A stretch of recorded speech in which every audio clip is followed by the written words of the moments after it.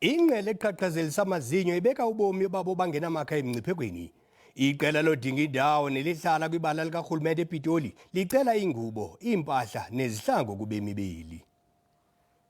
Ibala iLucas van der Berg likhaya labantu abanganamakhaya babalelwa ku-300 susela oko kwaqala inkqubo yokumiswa ngxi kwentshukumo.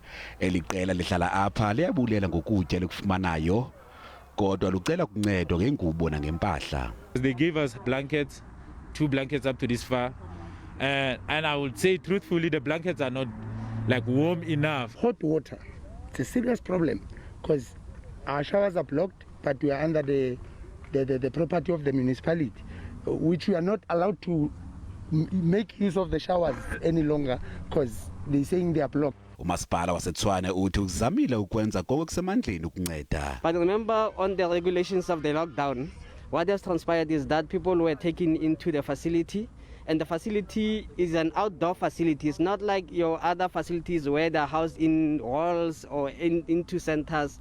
But as the city, we've delivered a lot in terms of food, in terms of services. Amagosa ezempilo azarhoqo apha.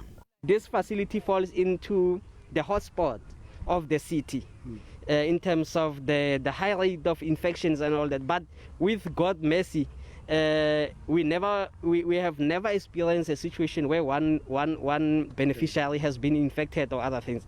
Eyona nto ibalulekileyo ngoku kukunceda eliqela ukuze likwazi ukufudumala kule ngqele iqhaqhazelisa amazinyo abaphandle apha.